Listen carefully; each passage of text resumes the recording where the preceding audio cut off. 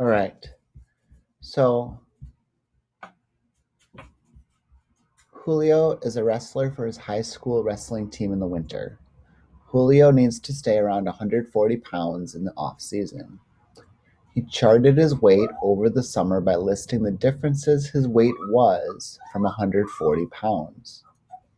He uses negative numbers when his weight was under 140 pounds and positive numbers when his weight was above 140 pounds. So in week 1, he was at 144.5 pounds. He was at 142.1 pounds. He was at 138.5 pounds. So the number here is how far above or below 140 pounds he was. Okay. A, was the amount his weight varied from 140 pounds in week 4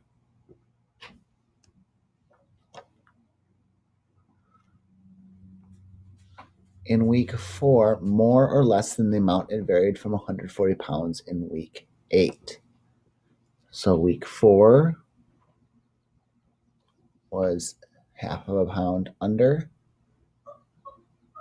Week 8 is 2.8 pounds under. Okay. And it's how much it varied. And so notice how they set this up. Insert a greater than, less than, or equal symbol to make your statement true. Explain your answer. So the lines here are meaning absolute value. So that means how far away from 0 both of those are. And so that's the same as saying that this one is 5/10 and this one is 2.8. And 5/10 is less than 2.8. So it varied less than in week 4 than it did in week 8. Okay. B, was the amount his weight varied from 140 pounds in week 6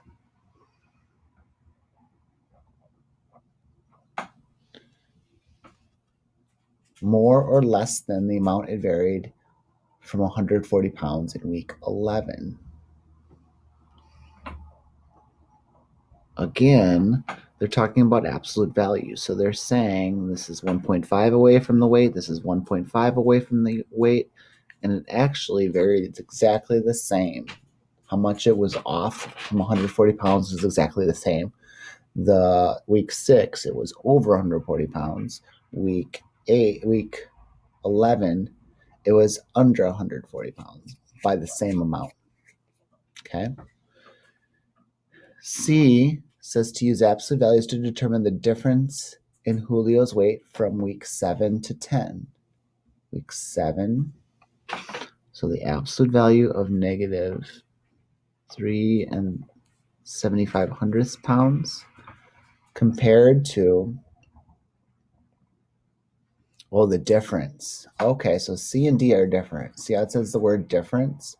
In math, the word difference means subtraction. And then week 7 was that. Week 10 was that. And so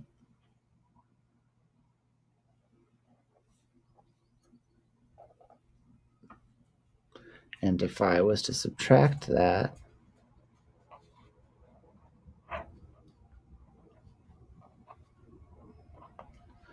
I would get a difference of 2 and 45 hundredths pounds.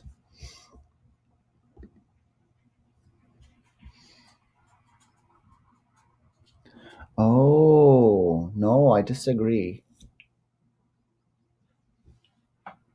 I would actually have to add those. Ooh, tricky.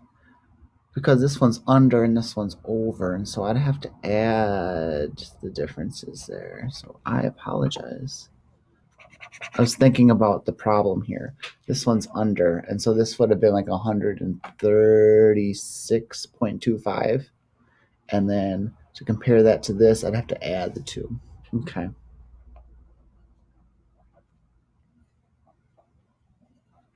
Oofta. That's yucky. And then I get 5 5/100 pounds.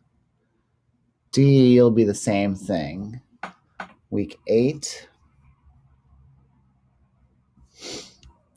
Week 8 is the absolute value of 2.8 below.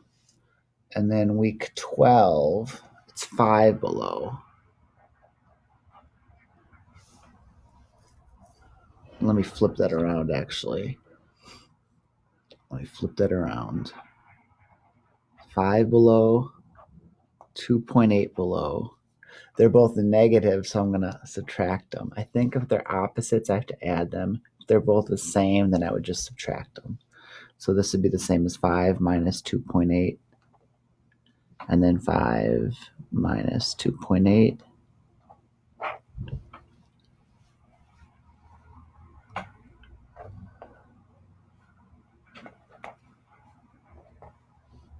And I get 2.2 pounds of difference. Okay. Tricky here for this one and this one. Okay. But they're going to give you a table like this when I assess you sometime next week. And you do have to use absolute value.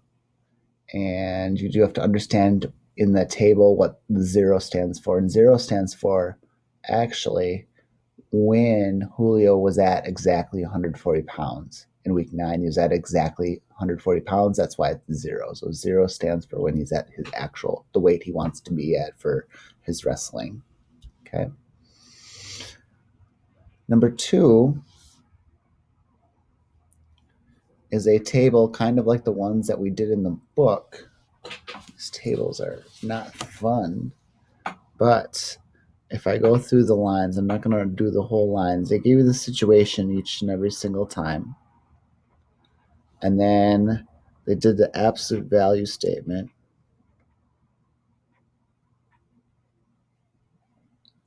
And then they did the rational number.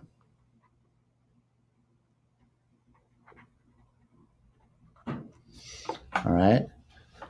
So his weight went from 140 to 135 pounds was the first situation. So absolute value statement, his weight fell by 5 pounds. And then the rational number for that would be minus -5. Okay. Situation 2, his weight went from 135 pounds to 141 pounds. His weight increased by 6 pounds. And then the rational number they put in there for us, which would be 6 pounds, LB, abbreviation for pounds. Situation 3, his weight went from 141 pounds to 140.5 pounds. His weight fell by half a pound. And then it went down, so -0.5 pounds. And then last but not least, situation 4, his weight went from 140.5 pounds to 139 pounds. Let's see here. His weight fell by 1.5 pounds.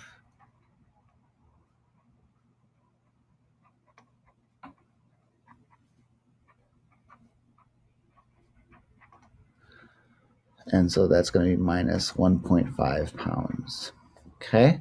And that was your homework, or this was the exit ticket from yesterday.